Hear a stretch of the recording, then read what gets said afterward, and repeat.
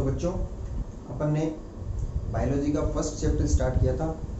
पिछले वीडियो के अंदर पहले चैप्टर के अंदर अपन ने क्या क्या पढ़ लिया था, 2 मिनट में उसको एक बार रिवाइज कर लेते हैं। अपन ने पढ़ा था आवर्तबीजी पादपों में जनन, इसके अंदर कौन कौन से जनन पाए जाते हैं, अलैंगिक जनन और लैंगिक जनन। अलैंगिक और लैंगिक जनन के अंदर अंतर किया था अपन ने, फिर स्टार्ट किया था अलैंगिक जनन। अलैंगिक जनन 2 प्रकार के थे आवर्तबीजी पादपों के अंदर, एक तो अनिषेक बीज था और दूसरा था प्राकृतिक कायिक जनन या फिर प्राकृतिक कायिक प्रवर्धन। अनिषेक बीजता की परिभाषा अपन ने देखी थी, जिसको डिटेल के अंदर अपन स्टडी करेंगे 4th चैप्टर के अंदर। फिर कायिक जनन जो था उसके 2 प्रकार थे, एक तो प्राकृतिक कायिक जनन और एक कृत्रिम कायिक जनन। अपन ने पिछले वीडियो के अंदर प्राकृतिक कायिक जनन को पूरा कर लिया था, जिसके अंदर अपन ने तने द्वारा, जड़ द्वारा, पत्ती द्वारा और जननांगों के द्वारा कायिक जनन किया था। आज की वीडियो के अंदर अपन स्टार्ट करने जा रहे हैं कृत्रिम कायिक जनन। देखो बच्चों, पिछले वीडियो में मैंने आपको बताया था प्राकृतिक कायिक जनन और कृत्रिम कायिक जनन के अंदर क्या अंतर होता है। प्राकृतिक कायिक जनन के अंदर पादप जो होते हैं, पादप के जड़, तना, पत्ती जो कायिक भाग है, उनसे स्वतः ही अपने आप ही अपस्थानिक कलिकाएं विकसित होती है और वो अपस्थानिक कलिकाएं ही प्राकृतिक रूप से मात्र पादप से अलग होकर के जब किसी अलग जगह पर गिर जाती है तो नए पादप विकसित हो जाते हैं। यानी किसी भी प्रकार का युग्मक निर्माण और युग्मक संलयन नहीं होता है। पादप के कायिक भागों से स्वतः ही कलिकाएं बनी और वो कलिकाएं मात्र पादप से टूट करके दूसरी जगह पर जाकर के गिर गई तो नए पादप विकसित हो गए थे। आज भी अपन अलैंगिक जनन ही पढ़ रहे हैं, मगर अलैंगिक जनन के अंदर कृत्रिम कायिक जनन। कृत्रिम कायिक जनन क्या होता है? कृत्रिम कायिक जनन जो होता है मुख्य रूप से मानव के द्वारा किया जाने वाला जनन है, कायिक जनन है। इसके अंदर अपन ये देखते हैं कि व्यापारिक स्तर के ऊपर, नर्सरी वगैरह जो होती है, व्यापारिक स्तर के ऊपर पादपों का निर्माण करने के लिए कृत्रिम कायिक जनन किया जाता है, जो मुख्य रूप से मानव द्वारा निर्मित विधि है। तो कृत्रिम कायिक जनन के बारे में आज अपन पढ़ेंगे। कृत्रिम कायिक जनन के कितने प्रकार होते हैं? मुख्य रूप से कृत्रिम कायिक जनन के 3 प्रकार होते हैं। कौन कौन से 3 प्रकार होते हैं? तो देखिए आप, कृत्रिम कायिक जनन का सबसे पहला प्रकार है कर्तन, जिसको अपन कटिंग भी कहते हैं। दूसरा होता है दाब लगाना और तीसरा है रोपण, जिसको अपन ग्राफ्टिंग भी कहते हैं। तो ये 3 मुख्य प्रकार है कृत्रिम कायिक जनन के, कर्तन, दाब लगाना और रोपण। सबसे पहला अपन करते हैं कर्तन। कर्तन का मतलब कटिंग यानी काटना। पादप के जड़ व तने के कुछ भागों को काट करके अपन अन्य जगह के ऊपर उनको रोपित करके, उनको लगा करके अपन नए पादप विकसित करते हैं। तो सबसे पहली बात तो कर्तन को अपन देखते हैं। तो कर्तन का मतलब क्या हो गया? काटना, यानी छोटे छोटे टुकड़े काट करके नए पादप विकसित करना। अब कायिक भागों के अंदर अपन नॉर्मली बात करते हैं तो कौन से भागों को काट करके नए जगह पर लगाते हैं? इसके अंदर मुख्य रूप से तना और जड़ आ जाएंगे। तने को अपन काट करके दूसरी जगह पर लगा करके नए पादप विकसित कर सकते हैं और इसी प्रकार से जड़ों को भी काट करके दूसरी जगह पर लगा करके नए पादप विकसित कर सकते हैं। तो इस आधार पर कर्तन के 2 प्रकार हो गए। एक तो स्तंभ कर्तन, स्तंभ का मतलब तना होता है। दूसरा हो गया मूल कर्तन, मूल कर्तन का मतलब जड़ होती है। तो स्तंभ कर्तन नाम से पता चल रहा है कि पादप के तने को, स्तंभ यानी तने के छोटे छोटे टुकड़े काट करके और उन कटे हुए भागों को नम युक्त जमीन में उचित वातावरण में अन्य जगह पर लगा दें तो उनसे नए पादप विकसित हो जाते हैं। मगर बच्चों, ध्यान देने वाली बात इसके अंदर यह है कि जो तने के अगर अपन जो टुकड़े काटते हैं, उस तने के टुकड़े के अंदर पर्व संधियां उपस्थित होती है। पर्व और पर्व संधियां क्या होती है उसके बारे में अपन आपको मैं बता देना चाहता हूँ। जैसे गन्ना है, गन्ने का जो स्तंभ होता है, तना जो होता है, उसके अंदर इस प्रकार से जगह जगह पर कोरियां बनी रहती है। ये कोरियां क्या है? पर्व संधियां होती है, यानी तने के छोटे छोटे टुकड़े आपस के अंदर जुड़े हुए रहते हैं। तो ये वाला जो भाग होता है, ये वाला भाग कहलाता है पर्व। ये वाला भी पर्व, और 2 पर्व जिस संधि से जुड़े रहते हैं उसे बोलते हैं पर्व संधि। तो अपन जब तने का कोई टुकड़ा काट करके नई जगह पर लगाते हैं तो उसके अंदर ध्यान देने वाली बात यह है कि उसके अंदर अपन ये टुकड़ा काटते हैं, इतना टुकड़ा, जिसके अंदर कम से कम एक पर्व संधि आ जाए। इसके अंदर एक पर्व संधि आ जाए। पर्व संधि वाले स्थान से अपन क्यों लेते हैं? पर्व संधि वाला स्थान जो होता है वहां से अपस्थानिक कलिकाएं विकसित होती है। तो स्तंभ के जो अपन छोटे छोटे टुकड़े काट करके नए पादप विकसित करते हैं, उन टुकड़ों के अंदर कम से कम एक पर्व संधि होनी चाहिए। एक पर्व संधि होगी तो इस पर्व संधि वाले स्थान से क्या होती है? अपस्थानिक कलिकाएं विकसित होती है और अपस्थानिक कलिकाएं आगे चल करके प्रारूप का निर्माण करती है, यहीं से जड़ों का भी निर्माण होता है। तो ये हो गया स्तंभ कर्तन, तने के छोटे छोटे टुकड़ों के द्वारा नए पादप विकसित करना। इसके अंदर एग्जांपल्स ध्यान में रखने हैं अपने को, कौन कौन से पादप हैं जिनके स्तंभ के टुकड़े काट करके अपन नए पादप विकसित कर सकते हैं। तो एग्जांपल्स में आपको ध्यान रखना है गन्ना, अंगूर, गुलाब और बोगेनविलिया। ये बोगेनविलिया नाम पहले भी आया था, कहां पर आया था याद करो, अपन ने पत्ती द्वारा कायिक जन्म किया था, वहां पर नाम आया था। इसके बाद में दूसरा अपन करते हैं मूल कर्तन। मूल का मतलब जड़, जड़ों के छोटे छोटे टुकड़े काट करके वैसे ही अपन जमीन में लगा दें तो नए पादप विकसित हो जाते हैं। यहाँ पर भी ध्यान देने वाली बात यह है कि जड़ जो अपन काट रहे हैं उन जड़ों के अंदर कलिकाएं, अपस्थानिक कलिकाएं होनी जरूरी है। अपस्थानिक कलिकाओं वाला जड़ का टुकड़ा ही नया पादप विकसित कर पाएगा। और जड़ों के अंदर जो अपन टुकड़े जमीन के अंदर दूसरी जगह पर रोपित करेंगे वो ऊर्ध्व स्थिति के अंदर रोपित करते हैं, यानी जड़ है तो जड़ का ये सीधा टुकड़ा इस प्रकार से जमीन के अंदर सीधा इसको ऐसे रोपित किया जाता है, जिससे फायदा क्या हो जाएगी, जड़ के सबसे ऊपरी भाग पर पाई जाने वाली अपस्थानिक कलिका जो होती है उससे प्ररोह का निर्माण हो जाएगा। ज्यादा नीचे वाली अपस्थानिक कलिकाएं शायद मिट्टी के ऊपर तक प्ररोह का निर्माण करने में असक्षम हो, तो सबसे ऊपर वाली कलिका से प्ररोह का निर्माण हो जाए तो ऊर्ध्व स्थिति के अंदर जड़ों के टुकड़े को लगाया जाता है। तो मूल कर्तन जो होता है उसके अंदर एग्जाम्पल कौन कौन से हो जाएंगे, नींबू, अमरूद, सेब, चेरी, इन सब के अंदर मूल कर्तन के द्वारा कृत्रिम कायिक जनन संपन्न किया जाता है। दूसरा अपन एग्जाम्पल लेते हैं कृत्रिम कायिक जनन का, दाब लगाना।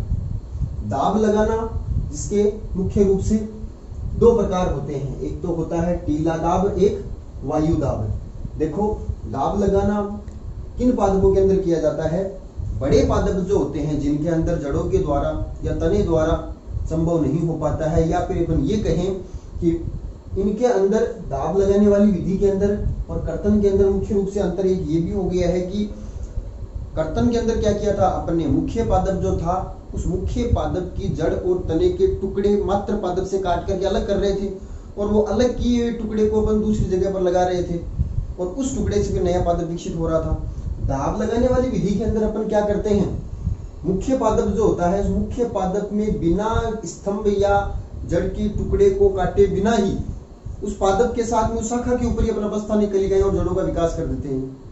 समझे नहीं होंगे आप शायद कि जैसे पादप जो है उस पादप के से अपन ने किसी तने के टुकड़े को काटा नहीं है, उस पादप के ऊपर लगा हुआ है और लगे हुए भाग से अपन ने वहां पर ही शाखाएं विकसित, उसमें जड़ें विकसित कर दी है।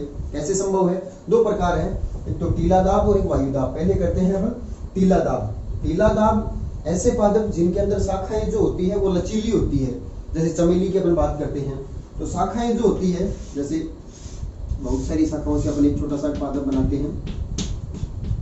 अब इसके अंदर शाखाएं लंबी लंबी है, लचीली है, तो इनमें क्या किया जाता है, जैसे ये एक शाखा है, इस शाखा को नीचे तक अपन जमीन के अंदर नीचे मोड़ सकते हैं, तो इसको नीचे ऐसे मोड़ा और मोड़ करके अपन ने वापिस इसको घुमा करके ऊपर ले आए। ये वाला एरिया यहाँ से जमीन है, यानी मिट्टी के अंदर अपन ने इसको क्या किया, इस शाखा को मोड़ करके नीचे दबा दिया है और जहां पर दबाया है वहां पर पर्वसंधि वाला भाग होना ही चाहिए। पर्वसंधि यहाँ पर है, ये मिट्टी के अंदर दब गया है, इस वाले भाग को अपन निरंतर पानी देते हैं, यानी इस मिट्टी को नम बनाए रखते हैं। इस शाखा, इसी शाखा को, जैसे बहुत सारी शाखा है इस पादप की, इसी शाखा को मोड़ करके अपन नीचे जमीन के अंदर दबा दिया और वापिस इस शाखा की पत्तियों वाला जो सिरा है इसको वापिस ऊपर की तरफ पहुंचा दिया। तो ये क्या हुआ, एक टीला बन गया है। यहाँ पर शाखाएं कौन से पादप लिए जाते हैं इसके अंदर, ऐसे पादप जिनके अंदर शाखाएं जो होती है वो लचीली होती है। लचीली शाखाएं आराम से नीचे मुड़ सकती है, तो लचीली शाखाओं को अपन आसानी से नीचे की तरफ मोड़ सकते हैं और मोड़ करके वापिस पत्तियों वाले सिरे को ऊपर कर देते हैं, जहां से नीचे दबा हुआ, मिट्टी के अंदर दबा हुआ सिरा जो है वहां से नीचे की तरफ जड़े, ऊपर की तरफ प्ररोह का निर्माण होने लग जाएगा। पादप के साथ साथ में अपन ने नए पादप को विकसित कर दिया। अब क्या किया जाता है, लगभग 4 से 8 सप्ताह के अंदर यहाँ पर जो कलिकाएं जो होती है वो प्रस्फुटित हो जाती है, यानी ऊपर शाखाएं यानी प्ररोह बन जाता है, नीचे जड़ों का निर्माण हो जाता है। फिर उसके बाद में क्या किया जाता है, अब ये यहाँ पर जड़ों का निर्माण होने के बाद में इसको 1 या 4 या 8 सप्ताह के बाद में अब इसको यहाँ से काटा जाता है और इस मिट्टी सहित ही इस वाले भाग को काट करके अन्य जगह पर लगा दिया जाता है, जिससे नया पादप विकसित हो जाता है। तो किन पादपों में किया जाता है, ऐसे पादप जिनके अंदर शाखाएं जो होती है लचीली होती है, उनको नीचे जमीन तक अपन मोड़ सकते हैं। एग्जाम्पल जैसे चमेली है, मोगरा है, इनके अंदर टीला दाब विधि को उपयोग में लिया जाता है। अगला है वायु दाब या गुट्टी लगाना। वायु दाब या गुट्टी लगाना, ये विधि उन पादपों के अंदर उपयोगी होती है जिनके अंदर शाखाएं जो होती है इतनी बड़ी और इतनी लचीली नहीं होती है कि उनको मोड़ करके अपन नीचे जमीन तक ले आए। क्या तने मोटे होते हैं, शाखाएं हार्ड होती है, मोटी होती है, तो उनको मोड़ करके नीचे नहीं ला सकते। जैसे अधिकांश वृक्ष होते हैं, जो बड़े वृक्ष होते हैं उनकी शाखाएं लचीली नहीं होती है, तो उनके अंदर अपन दाब लगाने वाली विधि से कृत्रिम कायिक जनन तो करना चाहते हैं, मगर टीला दाब पॉसिबल नहीं है क्योंकि शाखा नीचे तक जमीन में नहीं आ पाएगी। तो उनके अंदर क्या किया जाता है, पादप के वायवीय भागों के अंदर, शाखाएं ऊपर वायवीय भागों में है और वहीं पर ही उनके अंदर गुट्टी लगा करके और जड़ों का निर्माण करके नए पादप विकसित किए जाते हैं। फिर उसके बाद में वही मात्र पादप से अलग कर लिया जाता है। तो इसमें क्या किया जाता है, जैसे ये एक पादप है,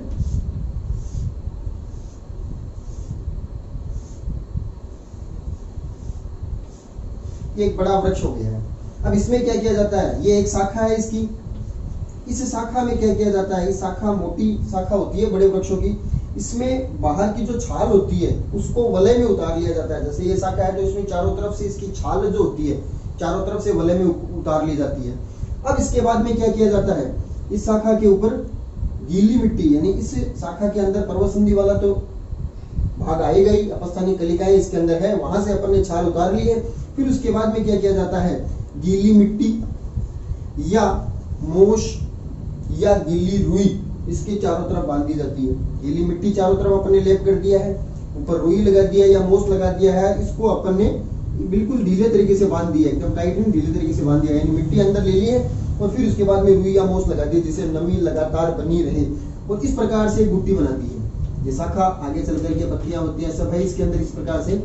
अब इसके बाद में 4 से 8 सप्ताह तक इस गुट्टी को ऐसे रखना है अपन को। तो इसके लिए क्या किया जाता है, पादप की किसी ऊपरी शाखा जो होती है उससे अपन ने कोई इस प्रकार से कोई पात्र की व्यवस्था कर दी है जिससे लगातार बूंद बूंद करके पानी इसके ऊपर गिरता रहे।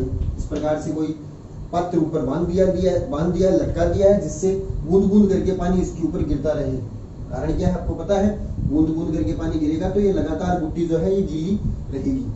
4 से 8 सप्ताह के बाद में क्या होता है, वही काम टीला दाब में जो नीचे हो रहा था वो यहाँ पर हवा के अंदर ही हो गया है। मिट्टी चारों तरफ है ही, गीली मिट्टी है ही, अंदर पर्वतसंधियां है यहाँ पर, यहाँ से क्या हो जाएगा, अपस्थानिक कलिकाएं प्रस्फुटित हो जाएगी, प्ररोह का निर्माण हो जाएगा और जड़ों का निर्माण होने लग जाएगा। होने के बाद में अपन क्या करते हैं, वही काम इस शाखा को, इस गुट्टी सही थी, ऐसे नहीं गुट्टी उतार देनी, इस गुट्टी सही थी यहाँ से काट करके और अलग जगह पर लगा करके मिट्टी के अंदर रोपित कर दिया जाता है जिससे नए पादप का विकास हो जाएगा। तो ये काम किया जाता है वायुदाब वृक्षों के अंदर, इस प्रकार से कृत्रिम कायिक जनन संभव है। उसके बाद में तीसरा कृत्रिम कायिक जनन का प्रकार है रोपण, जिसको अपन ग्राफ्टिंग भी बोलते हैं। नॉर्मली ग्राफ्टिंग शब्द सब जानते हैं अपन, नर्सरी से कई बार बरसात के मौसम में पेड़ पौधे लगाते हैं तो अपन वहां पर जाकर के बात करते हैं कि ग्राफ्टेड पादप, जो अच्छी किस्म का पादप, ग्राफ्टेड पादप जो होता है अच्छी किस्म के पादप होते हैं।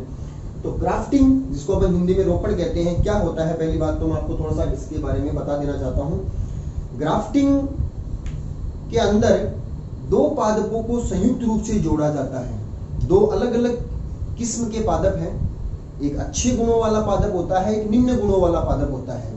अच्छे गुणों वाले पादप की एक कलम, छोटा सा एक कलम जो होती है उसको निम्न गुणों वाले पादप के अंदर रोपित कर दिया जाता है, यानी 2 पादपों को संयुक्त किया जाता है। और मुख्य रूप से ये विधि जो होती है ये व्यापारिक स्तर के ऊपर पादपों का निर्माण करने के लिए काम में ली जाती है। ध्यान रखना, अच्छा क्वेश्चन बनता है, व्यापारिक स्तर के ऊपर पादपों का उत्पादन करने के लिए कृत्रिम कायिक जनन की कौन सी विधि उपयोगी है, तो आंसर आएगा रोपण वाली विधि। एग्जाम्पल, इसके रोपण विधि किस किस में काम में ली जाती है, जैसे गुलाब है, आम है, अमरूद है, सेब है, नींबू है, इन सभी के अंदर रोपण विधि को काम में लिया जाता है। तो इसमें क्या किया जाता है, 2 अलग अलग किस्मों के पादपों को आपस में जोड़ा जाता है। अब एक किस्म तो है निम्न गुणों वाली, एक किस्म है अच्छे गुणों वाली। जो अच्छे गुणों वाली जो किस्म है जिसको रोपित किया जाता है, ध्यान रखना बात, अच्छे गुणों वाली किस्म जिसका रोपण किया जाना है उसको कहते हैं कलम। इसमें 2 पादपों के भाग जो होंगे ना, उनमें एक का तो नाम होता है कलम और एक होती है स्कंद। एक तो कलम और एक स्कंद। कलम कौन से होती है, अच्छी गुणों वाला पादप जिसको रोपित किया जाना है वो तो कलम होती है, और स्कंद निम्न गुणों वाला पादप जिसमें रोपित किया जाता है। जिसको रोपित किया जाता है वो तो होती है कलम और जिसमें रोपित किया जाता है वो होती है स्कंद। ये निम्न गुणों वाला पादप होता है, ये अच्छे गुणों वाला पादप होता है। अब इसमें क्या किया जाता है, कलम और स्कंद दोनों को आपस के अंदर इस प्रकार से बांध दिया जाता है कि दोनों की टाइट बांध दिया जाता है दोनों को, कि दोनों की एधा कैम्बियम जो होती है आपस में जुड़ जाए। जुड़ने के बाद में इनके उत्तक आपस में जुड़ जाएंगे, इनके सहवन उत्तक जाइलम और फ्लोएम आपस में कनेक्टेड हो जाएंगे और फिर वो एक ही पादप बन जाएगा। अभी इसकी विधियों के अंदर आपको समझ में आ जाएगी। दोनों को टाइट इस प्रकार से बांधा जाता है कि एधा संयुक्त हो जाए, सहवन उत्तक संयुक्त हो जाए, दोनों की कोशिकाएं मिल जाए, फिर एक ही पादप बन जाता है। और उस निम्न गुणों वाले पादप के अंदर, जिसके अंदर अपन अच्छे गुणों वाली कलम लगा रहे हैं, फिर उससे अच्छे गुणों वाला, क्योंकि कलम अपन अच्छे गुणों वाली लगाइए तो नया जो पादप बनेगा वो कलम से बनना है। स्कंद तो नीचे सिर्फ आधार प्रदान कर रही है, तो अच्छे गुणों वाला पादप बन जाएगा। अब इसकी कौन कौन सी विधियां हैं? रोपण जो है उसकी 3 विधियां हैं। एक तो वीप, जिसको अपन जीभ भी या जीवारोपण भी कह सकते हैं, दूसरा फच्चर रोपण, तीसरा किरीट या मुकुट रोपण, और चौथा होता है कलिका रोपण। पहला करते हैं वीप या जीभी रोपण। आप सब आपके इसमें समझ में आ रहा होगा कि ये जो आधार नीचे वाला भाग है ये तो क्या है? स्कंद, और ये ऊपर वाला भाग है ये है कलम। कलम अच्छे गुणों वाली है, स्कंद निम्न गुणों वाला है। अब जीभी या जीवारोपण, इनमें सब में नाम जो है, इनके अंदर जो आकार जो काटा जाता है ना कलम का, और स्कंद के अंदर जो चीरा लगाया जाता है उसके आधार पर नाम अलग अलग हो गए हैं। बाकी सबका उद्देश्य एक ही है, नया पादप विकसित करना। तो ये कलम जो होती है अच्छे गुणों वाली पादप है, और स्कंद निम्न गुणों वाला पादप है। इसके अंदर एक चीरा लगाया जाता है, अंदर वी आकार का चीरा लगाया जाता है, मगर साइड से एक चीरा और लगाया जाता है। यानी कलम के अंदर ऐसा चीरा लगाया, वैसा का वैसा ही आकार का स्कंद जो होता है उसके अंदर चीरा लगाया जाता है। यानी ये आपको दिख रहा होगा कि जीभ या जीवा जैसी आकृति हो गई है। अब ये स्कंद कलम जो होती है, स्कंद के अंदर इस प्रकार से टाइट जोड़ दी जाती है, यानी ऐसे के अंदर ये खांचा जो होता है इसके अंदर फिट हो जाता है। फिर उसके बाद में इसको चारों तरफ से ऐसे रस्सी से बांध दिया जाता है, टाइट बांध दिया जाता है, जिससे इन दोनों की एधा आपस के अंदर संयुक्त हो जाए, सहवन उत्तक जुड़ जाए, और कई दिनों तक इसको ऐसे पड़ा रहने दिया जाता है। तो इसके बाद में इससे ये कलिकाएं ऊपर है ही, इससे नया प्रभाव बन जाएगा, तो अच्छे गुणों वाला पादप बन जाएगा। क्योंकि ये कलम अपन ने अच्छे गुणों वाले पादप का एक छोटा सा टुकड़ा लिया है, नीचे आधार प्रदान करने के लिए निम्न गुणों वाला ले लिया है, तो इस प्रकार से नया पादप विकसित हो जाएगा। फच्चर रोपण काम यही है। इसके अंदर क्या किया जाता है? ये स्कंद है, स्कंद के अंदर चीरा वी आकार का लगाया जाता है, और उसी आकार के अंदर इसका कलम जो होती है, ऊपर वाली ये कलम है, कलम के अंदर इस वी आकार के चीरे के अंदर इसको फिट करने के लिए इसमें वेज की आकृति का, नीचे से नुकीला इस प्रकार का चीरा लगा दिया जाता है। फिर इसको इसके अंदर इस प्रकार से डाल करके वही रस्सी से टाइट बांध दिया जाता है। बांधने के बाद में वही इससे नई अपस्थानी कलिकाएं विकसित हो जाएगी, नया पादप विकसित हो जाएगा। तीसरा है किरीट या मुकुट रोपण। इन दोनों विधियों में ये ध्यान रखना है कि दोनों के अंदर स्कंद और कलम दोनों की मोटाई समान है। जितना मोटा स्कंद होता है जितनी मोटाई की कलम लेते हैं, क्योंकि एक स्कंद के ऊपर एक ही कलम लगाई जाती है। तीसरा है किरीट या मुकुट रोपण। मुकुट का मतलब बहुत सारी कलमें ऊपर आ जाना। इसमें स्कंद की मोटाई जो होती है वो कलम की मोटाई से कई गुना चौड़ी होती है, यानी स्कंद मोटा होता है। अब मोटा स्कंद होने के कारण इसमें क्या हो जाएगा, बहुत सारी कलमें एक साथ लगा दी जाती है, तो मुकुट की सी आकृति हो जाएगी। किसी भी प्रकार से चीरा लगा करके इसके अंदर बहुत सारी कलमें एक साथ लगाई जाती है, तो अनेक पादप एक स्कंद के ऊपर तैयार हो जाते हैं। बाद में इनको काट करके अलग कर लिया जाता है।